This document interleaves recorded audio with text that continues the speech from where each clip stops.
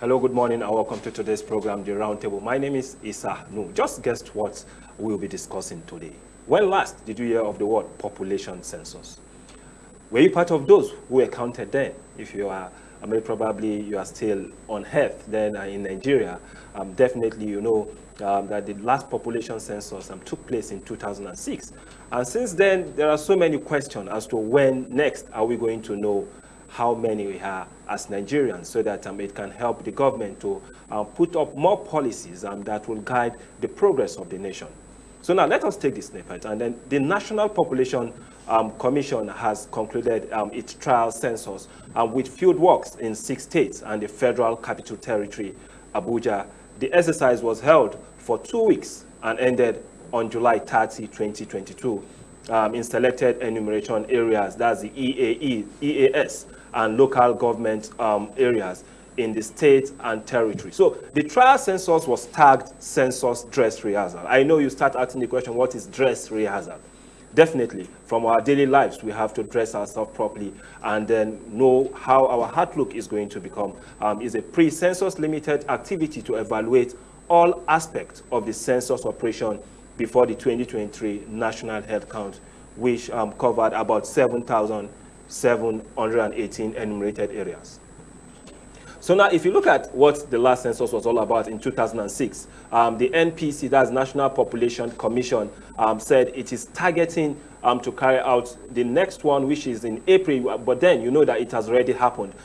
It ended July 30th, and then the Director General of the National Population Commission, in person of Nasir Isa Kwara, made the disclosure in April when he had meeting with the President, President Muhammadu Buhari, and according to him, the trial census will test all aspects of census operations, from planning to implementation, including logistics arrangement and management. Questionnaires will be designed and the different formats that will be needed, training procedures both for the field workers and then probably for the ad hoc staffs that will be used during the census period, and also data processing and data tabulation and analysis. So you get, it's a humongous task because many set of professionals will be involved in this census. So the trial census was specific in specific areas, as one local government area was fully covered in one state in each of the 6 geopolitical zones, and one supervisory local government area in 3 local government areas in each of the 3 senatorial districts, remaining 30 states, in the remaining 30 states and the FCT. So now, if you look at it, the 6 local government areas fully enumerated were Tongo local government area in Adamawa State, northeastern part of the country, while we have Daura local government area in Katsina State in the northwestern part of the country. We have Karu, just close to us here in Nasarawa State, and then in Nasarawa State in North Central. And others were Imeko Afong local government area in Ogun State, in the southwest, Idemili South local government area in Anambra State. And then for the south, that's in southeast, and then for Braz local government area, which is located in Bayelsa State in the south-south. So now the question is, the selection of the coverage areas was scientifically and purposively carried out because there was a lot of questions as of then that why were these local governments selected? So now it was as a result of their scientific procedures that they were able to come up with these 6 local governments across the 36 states, including the FCT. So the selection of the samples from all states of the Federation and the FCT was expected to yield nationwide information on state-specific issues that may arise for the next census, and come up with possible solutions for addressing these challenges. So, however, some states have been selected for full LGA enumeration to test challenge around complete coverage under various scenarios, such as in ad-rich areas. For instance, if you go to the southern part of the country, most especially in the south-south, where you have the creeks, and people also still live there, and they need to be counted. So these are difficult terrains. And if you go to some part of the northeast, where they have issues of humanitarian crisis, so these are the difficult terrains that these staffs are going to pass through for them to be able to give us a conclusive result after the census will be carried out. So now, our guest on the roundtable today is nobody but the Public Affairs Directorate in person of Dr. Isiaka Yaya. He will be giving us more detail as to how are they prepared to carry out the census. What are the new technology that they've used or they will be using in the 2023 census across the country. So we'll go on a very short break, and when we return, we'll definitely start with our discussion and we'll get the best of enlightenment from the Public Affairs Directorate.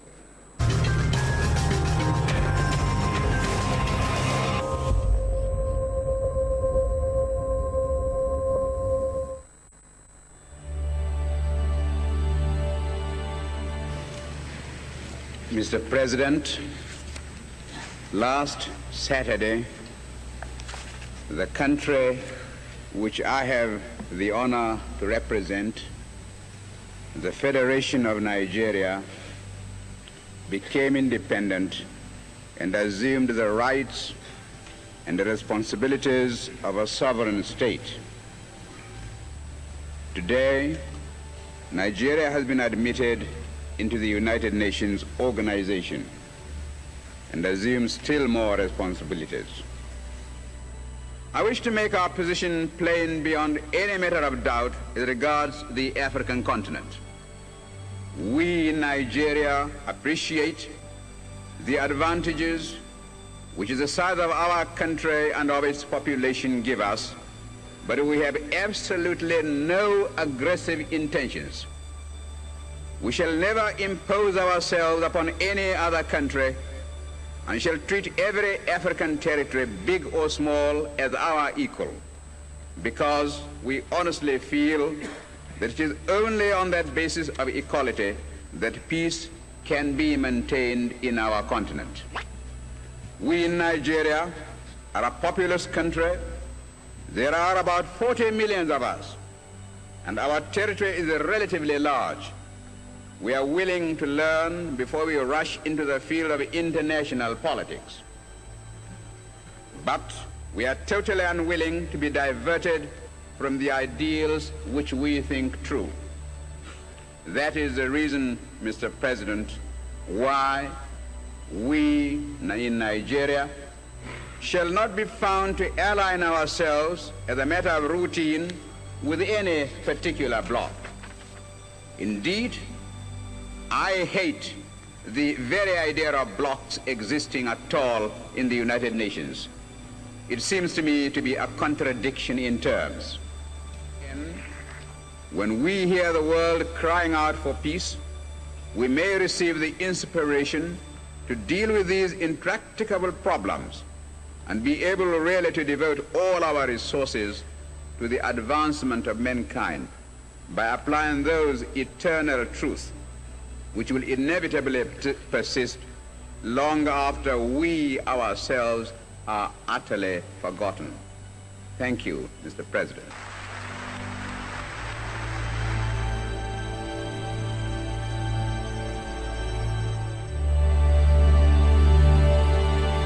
The challenge of Nigeria as a free state in 20th century Africa is the need to revive the stature of man in Africa and restore the dignity of man in the world.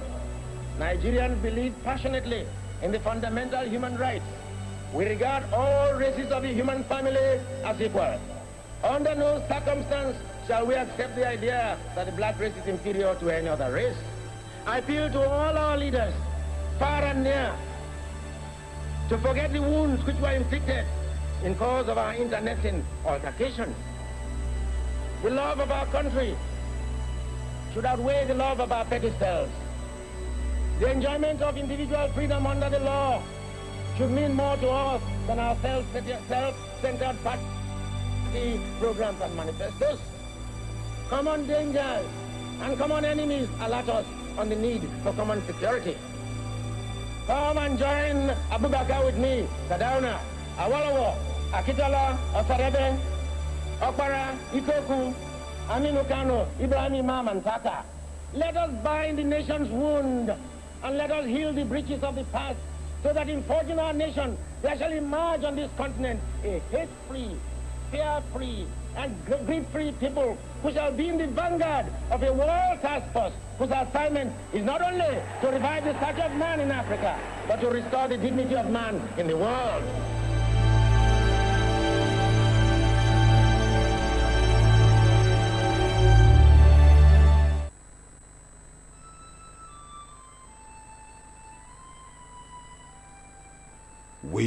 are a nation blessed with people of diverse cultures, religions, languages, and opinions.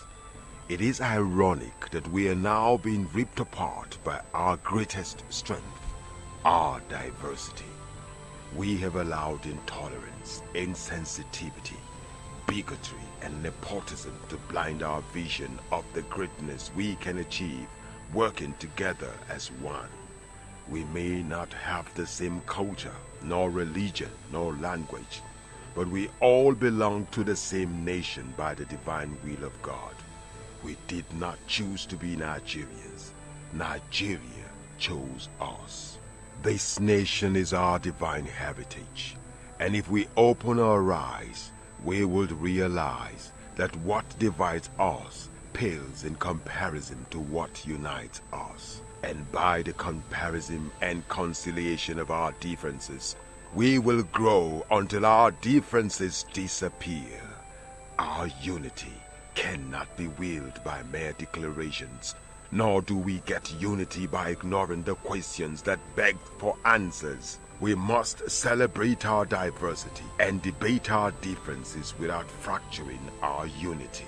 Our strength is not in our numbers, but in our unity, because even the weak become strong when united. Nigeria unite. This message is brought to you by Abuja Broadcasting Corporation, owners and operators of ASO Radio 93.5 FM Abuja, ASO Television Star Times Channel 127, Free TV Channel 507, and UHF Channel 38.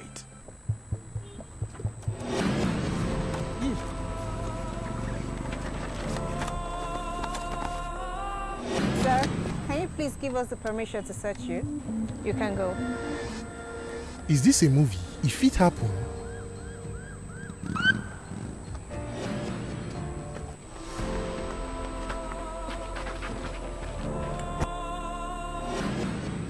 Officer, I beg carry and go station. When our Oga come, you come meet am for there. Hey, Mr. Man, I cannot do that. Tell your guy to come to our station when he returns. Am I in a movie? If it happen, Mama, please.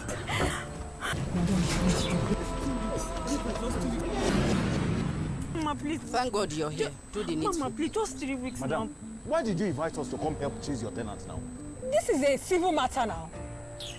Is this a movie? If it happen, If we follow The new police law.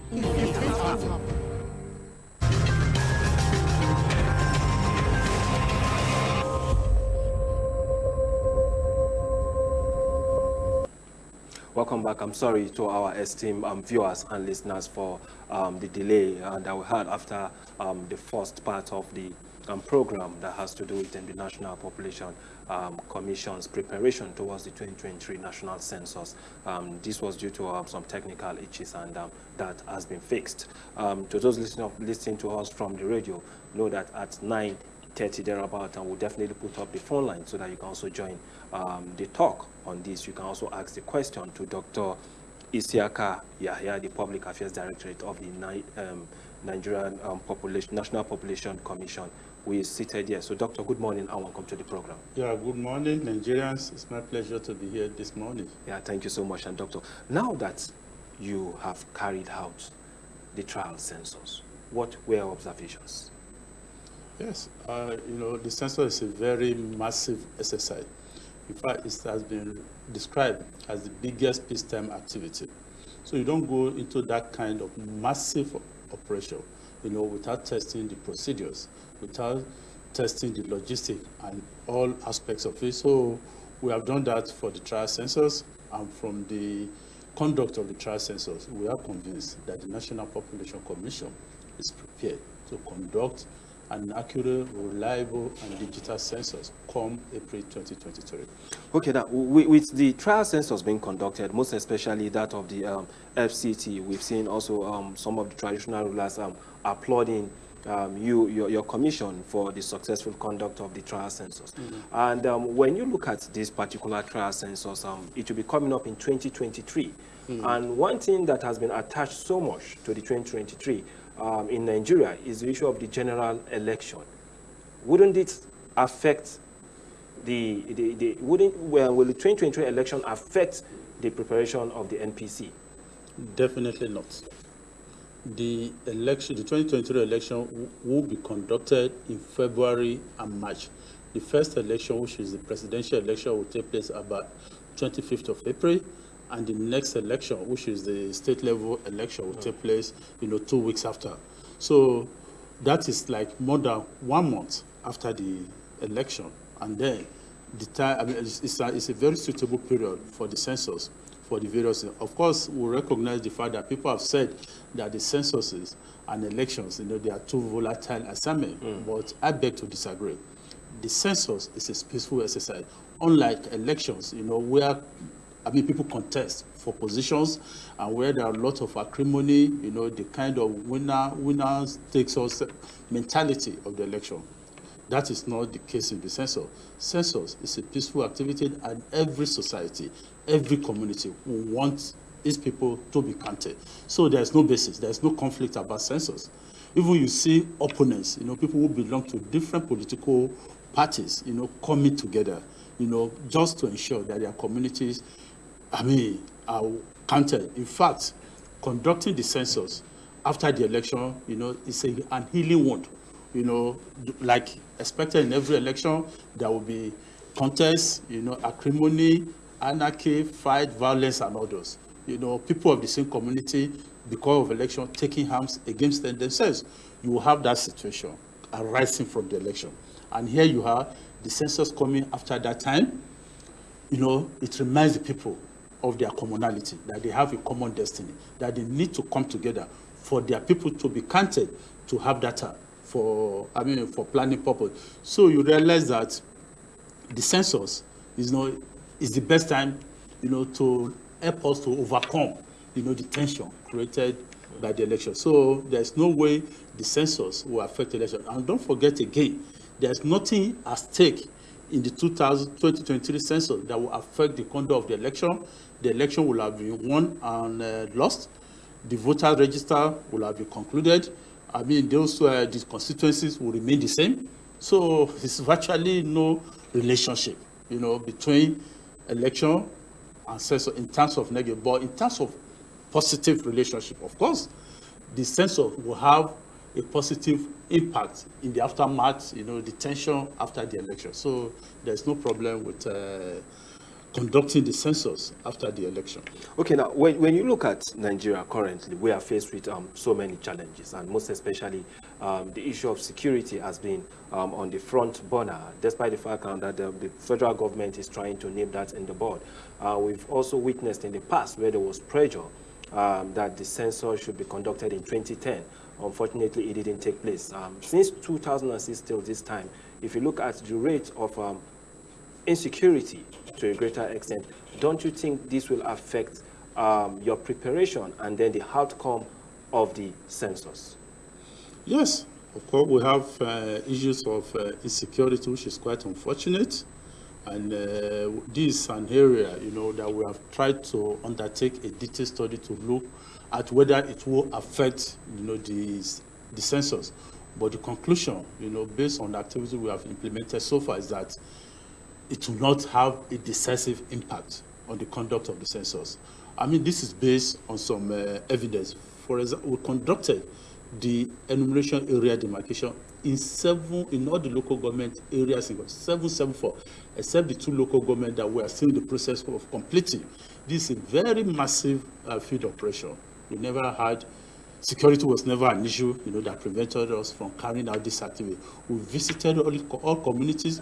We visited all households for the enumeration area demarcation, and no major security issue around this activity.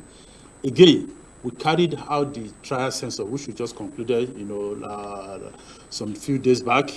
It was, in various communities across the nation. We did not have any incidents of any security incidents. So, based on this evidence, we're sure that we're not going to have any security issue with the census. And again, we have been engaging the security agencies, the police, the Nigerian Army, the various arms of the Nigerian defense architecture, to see how they can support the census. And they have given us the assurance that they will give us all the cover, we need to conduct that census. So based on that, we are confident there will be no problem. And again, census is a grassroots of activity. And we've been discussing, with the stakeholders at the at the local level, particularly the traditional rulers. So they provide security for our staff. And again, don't forget that the bulk of the staff, the ad hocs that we're going to use for the census, they come from the communities and they understand the terrain very well. They are indigenous. So they know how to navigate themselves. So largely, I do not really think we're going to have any security issue, or that there's insecurity will really not affect the census. And to some extent, I think the issue of insecurity, it's quite unfortunate, but life must continue. Economic activities are being carried, governance are being carried out. Census is also a governance activity that we cannot afford to postpone indefinitely. And more importantly, we need the census to address the security challenges we have in Nigeria. Now that you've raised the issue of the traditional, let us listen to one of the traditional rulers in FCTA, where the trial census was carried out, and let us listen to his statement during the trial census. Okay, before we get that set on board, now that you look at the issue of humanitarian crisis in Nigeria, most especially in the northeastern part of the northwest, like Zamfara State and Kebbi State and Sokoto State, how do you tend to manage this situation for you to get the best outcome come 2022? Because some of these states were places you didn't conduct the trial census, and definitely you have to conduct it in those areas in 2023. So how do you tend to manage it if the conflict still persists in that area? Well, we are optimists. We are confident, or we are assured, by the government that there will be, all those who have been forced to leave their normal places of residence, by the humanitarian crisis will come back, particularly during the engagement with the governor of Borno, where we have had the Boko Haram insurgency. The governor did assure the commission that efforts are being made, and I think those efforts are actually yielding fruit.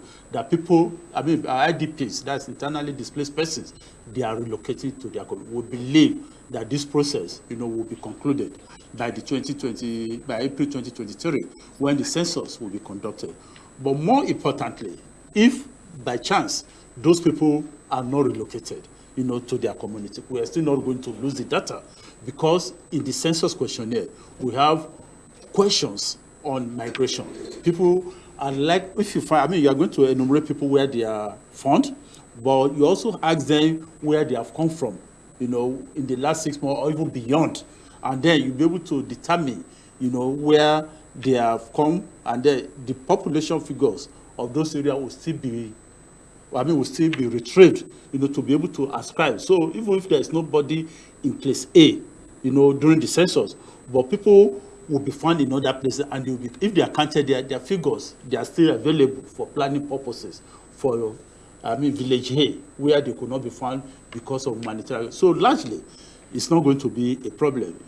Our confidence, like I said before, is hinged on the fact that we believe, with the efforts being made by the federal government, that people are likely to go back, to their respective normal places of abode. But if they don't go, their data will still not be lost.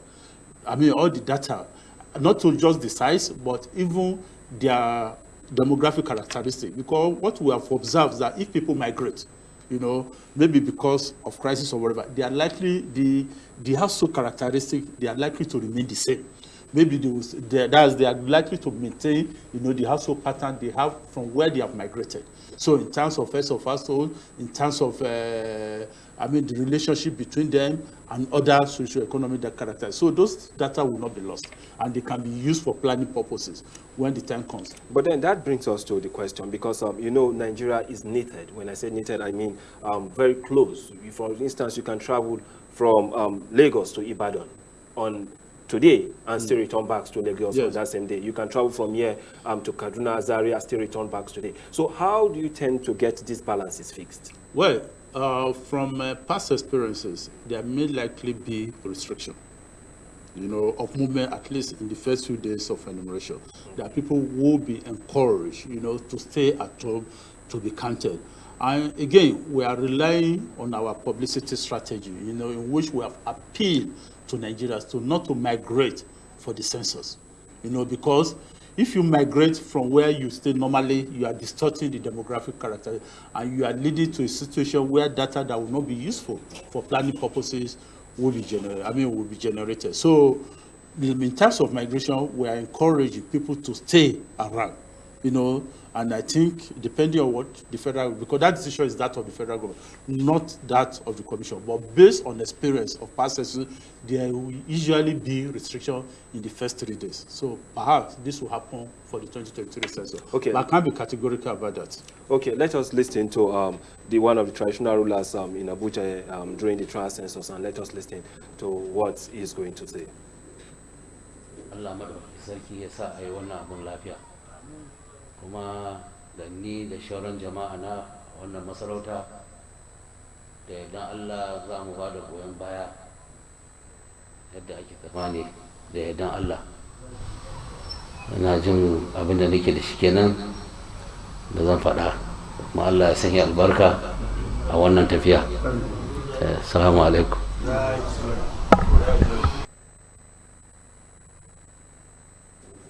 If you listen carefully, he was praying because of the success that was recorded in his own area. I think that's the Agura of one of the traditional title holders within the FCT here. So if you now look at them, the traditional rulers are very, very important in all these processes. And definitely, they know the nooks and crannies within their local government. But even them, at some point, they seem to be stiffened with the current realities that we are facing on ground. So what advisory role do you think, or what role do you think they will have to play, as a significant role they will have to play to get across to those people who live within the forests, within the most especially within the creeks? What role do you think they are going to play in that aspect? Well, the traditional rulers have very, very important role to play in the conduct of the census. But maybe what I've not mentioned is the fact that we're going to constitute a national census publicity committees. And this will also be replicated at the state and local government areas level. The traditional ruler, they are likely to be part. And through that, we expect them to play very, very important role. First, in terms of enlightening the people. They understand the culture of the people. They are the custodians of tradition. So they know how to talk to the people. So in this case, we expect them to support the commission in mobilizing the people, and to also support the commission in dissolving some of the negative prejudice against the census. They are better placed, and we are going to rely on them to do that. But also, more importantly, because census is a massive logistic operation, when you need accommodation, you may not get it in most of the community. Hotels are not available. So we expect that the traditional ruler will be able to use their good offices to provide accommodation, for the enumerators and other field workers. And also, because of security, we expect that the traditional ruler will help us, will help to secure, our personnel and material, providing areas where where the enumerators can live. And let me say that in this regard, even from the experience of the trial census, we have seen, the immense value the traditional rulers can add to the census process. During the conduct of the trial census, we had incidents, of molestation of some of our field staff at the initial stage, and in Karu. And immediately we got, to the traditional ruler in charge of that area. Its intervention solved the problem. Even cases where we had resistance at the initial stage, immediately we talked to the traditional ruler. They help, in securing the cooperation for the field worker, for them to be able to carry out their activities. So we don't expect them to play any less important role during the main census. Okay, that's Dr. Isiaka Yaya, the National Publicity Directorate of the National Publicity Director. Okay, sorry, the Director of the NPC, National Population Commission, discussing this with us in terms of how we have to understand the technicalities involved towards their preparation in 2023 National Census. So we'll just go for a very short break, and when we return, we'll put up the phone line so that you can all join us in this conversation.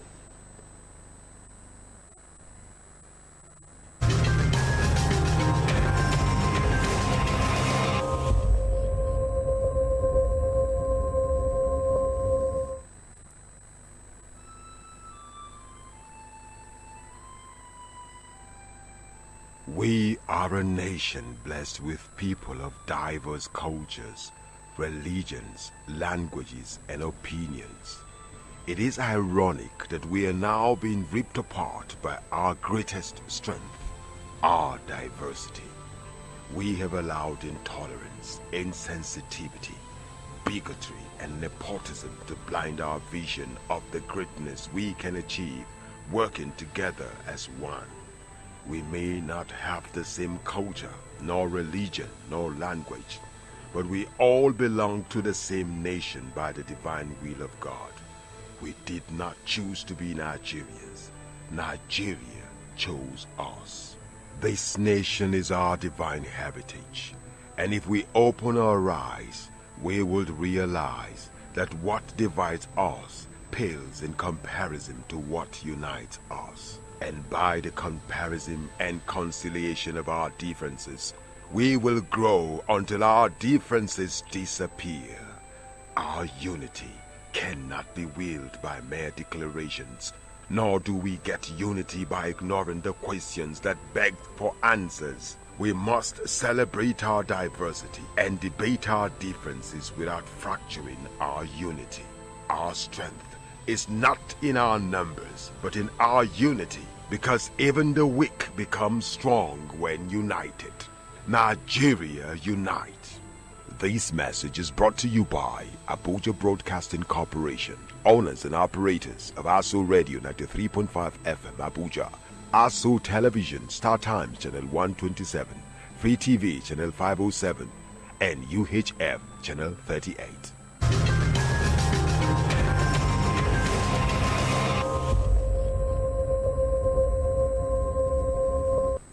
Welcome back, and the number to call is 090 57408127. I'll take that again. 090 57408127. You call stating your name, your location, and then you go ahead with your submission or your question to the Director of Public Affairs of the NPC, Imperial Dr. Yaya Isiaka. Okay, now let me quickly ask them this question. 2006 was the last time you conducted census in Nigeria. And I can remember, despite the fact that I'm still little then, it was a manual procedure. Has there been any major change?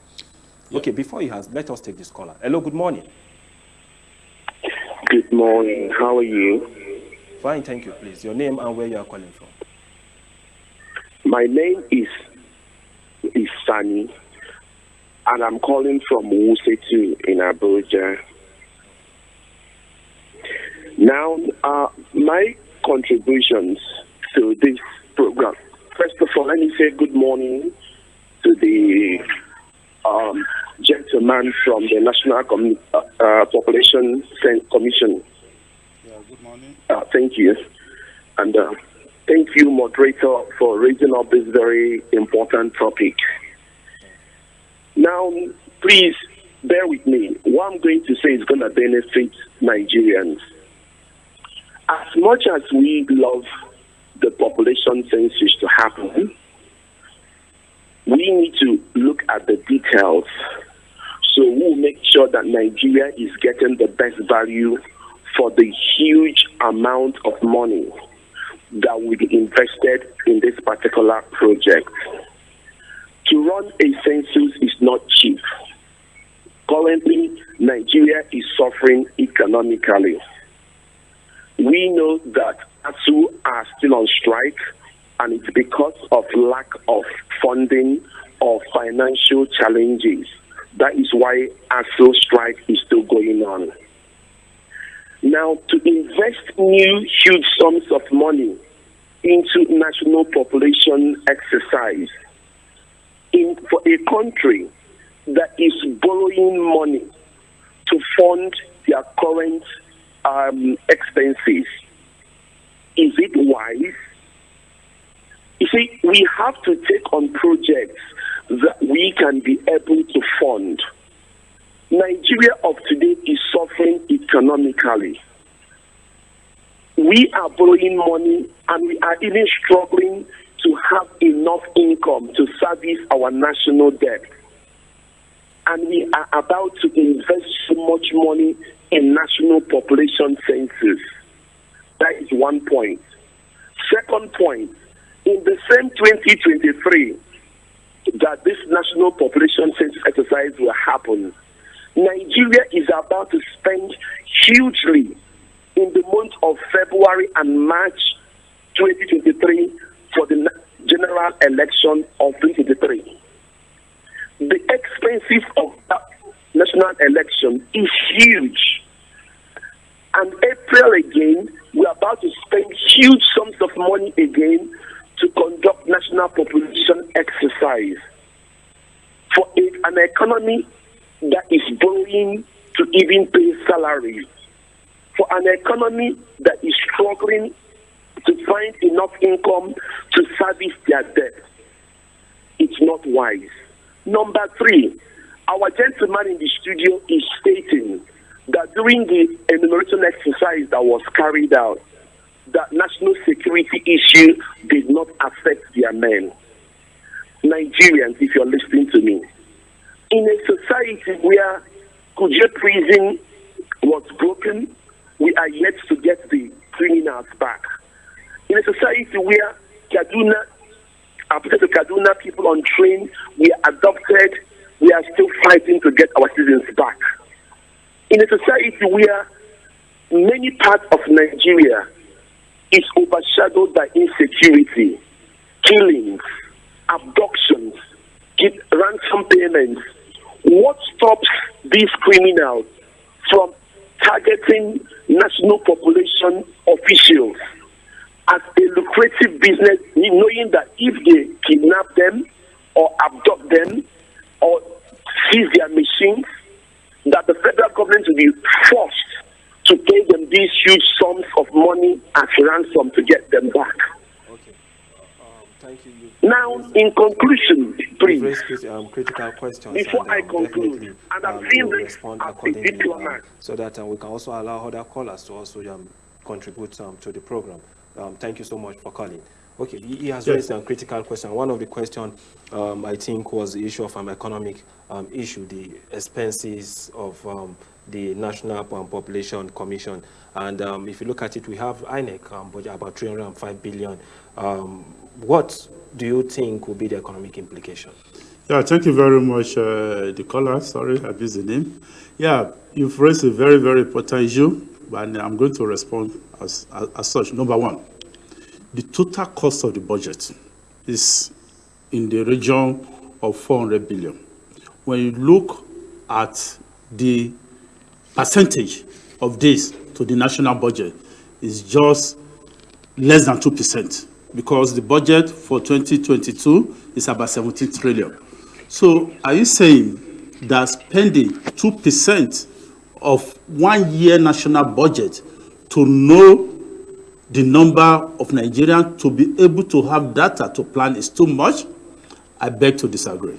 Agreed, Nigeria has various economic problems, but the cost of the census will not complicate our economic situation. More importantly, we're going to have data that we can even use to plan more effectively. That is the first point I want to make. Secondly, you need to realize that the cost of the census is also an economy stimulus. In other words, the bulk of the money to be used for the census, more than 50% will be used to pay hard workers allowances, remuneration, over 1.5 million Nigerians who do not have any other source of income except the money. So by the time this kind of money is spent, you are reflating the economy. I mean, you are increasing the purchasing power of Nigeria. So any amount that is spent on the census is justified. It's an investment. It's also a poverty alleviation measure. So I do not really see any disadvantage in investing in the Nigerian census, because it's going to create opportunities, not just those to be employed for the ad hoc worker, but even other activities, that will go along, like those who will provide the transport, like those who will provide facilities for the workers, generally. So I think we need the census more, for us to be able, at least to bring our economy up, rather than saying that the cost of the census is too much. So that's the second point I want to make on this. Okay, now if you look at it critically, because there was a pending question that has to do with the technology that will be introduced. And also, this technology, if it is introduced, do you think we are going to get it right? Because despite the fact that INEC is having success presently with the technology they've introduced into their process, since 2006, this is the first time you will be using technology to run the census. So will there be any hitch-up with the technology? Well, we are trying technology, as you know, it can be very complex, tricky. As much as it can make things easier, it can also be complex. But the hint is that to make sure that those technologies, they are well tested. And that's why we're having the trial census, not just the trial, even before then, for the 2023, we're going to use what we call the PDA, Personal Digital Assistant. You know, it's just like your phone, but of course it cannot perform any other function because it will be configured to only be used for enumeration purpose. So we have used it not only for this trial census, we have also used it for the first and second pretest and also during the enumeration area demarcation. So we are doing all this to ensure that at the end of the day, you know, that there will be no hitch. And we are working around the clock, you know, to ensure that first, the enumerators are properly trained. And from the experience of the trial census, we believe that it's very easy, you know, for some of the enumerators, for the enumerators to master the use of the PDAs, because many of them, they have, they're already used to phones. Not only that, so this has convinced us, you know, that there will be no hitch. And then there are also some back-end arrangement being put in place, because if the data are collected, you know, through the PDA, they will be streamed, you know, to the server, and those data will be streamed almost immediately, and they will be also processed. So we are all doing that. I don't expect any issues, you know, with the level of arrangement that we are putting in place and the quality of training that we are giving to the ad hoc workers. Okay, now you've raised the issue of ad hoc workers now. So how many persons are you recruiting, or you've recruited into the system, and have they received any major training that will assist them in carrying out their job? Yeah, for the trial census, we recruited 13,500 field staff for the trial census. They were recruited through an e-recruitment portal and trained for 12 days, including practicals, you know, to ensure that the master, and after that, they did the household listening and numbering, and then they did the work. So that their task at that stage has ended. So, but for the main census, we are still trying to, we're going to recruit between 1 to 1.5 million ad hoc workers. Okay, that's the trial census. Those recruited for trial census may be different, or may be part of those that we recruit for the general census. Well, those who did well during the trial census stand a chance of being considered automatically for the main census. Okay. Those who did well. But of course, they are not enough. That's just 13,500.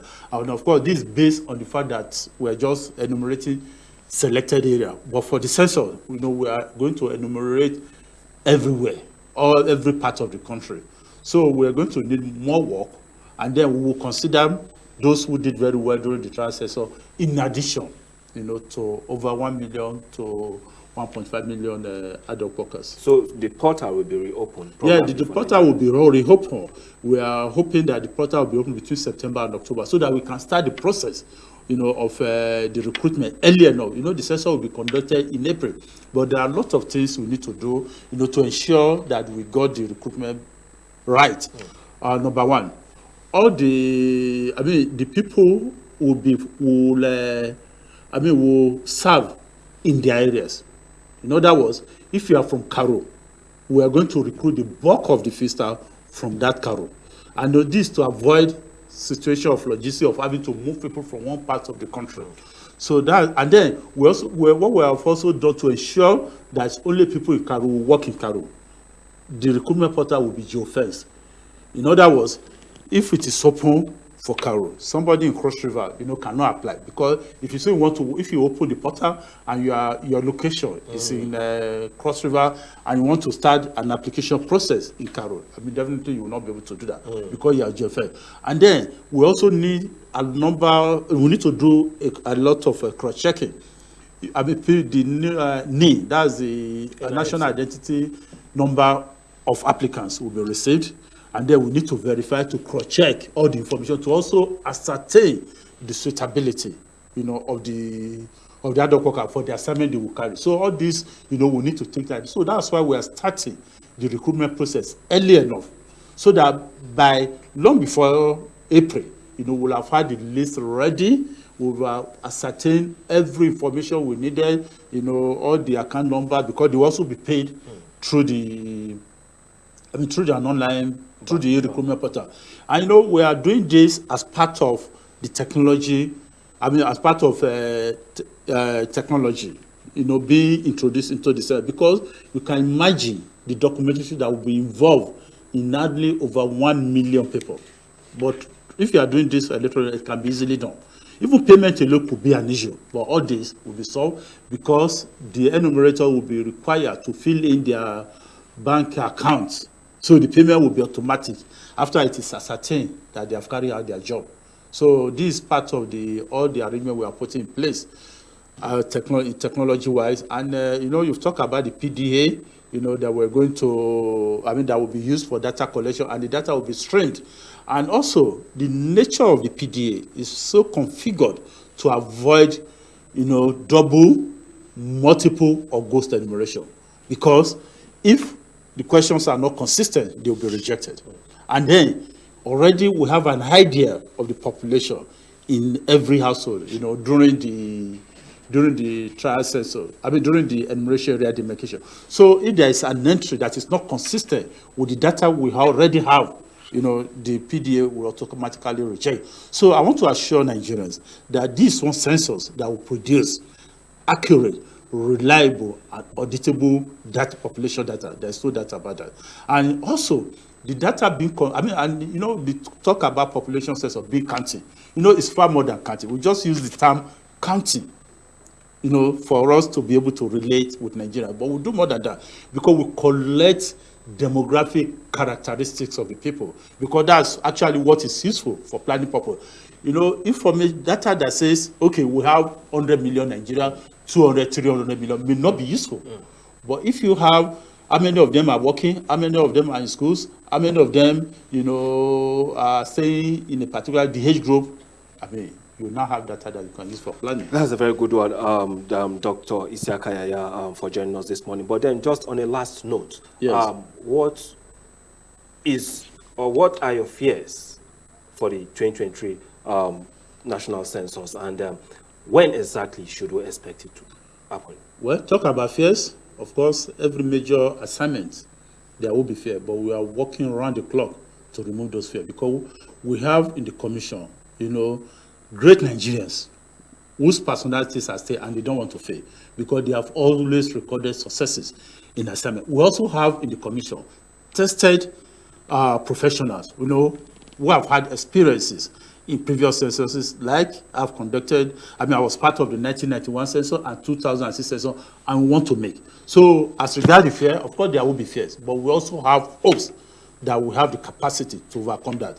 And as regards the date of the census, like I said, it will be conducted in April, but the specific date, I will not be in a position, to tell you now. Okay. But be assured that it will be conducted in April, and the results will be released before the end of the next administration. Okay, thank you so much, Dr. Isiaka, for joining us this morning. It's wonderful having you to give us more enlightenment with regard to the NPC preparation for the 2023 general election. We hope to have you as when the process starts fully to get more information from you. So this is how far we can go on the program, the Roundtable. My name is Issa Nu. You've heard from him.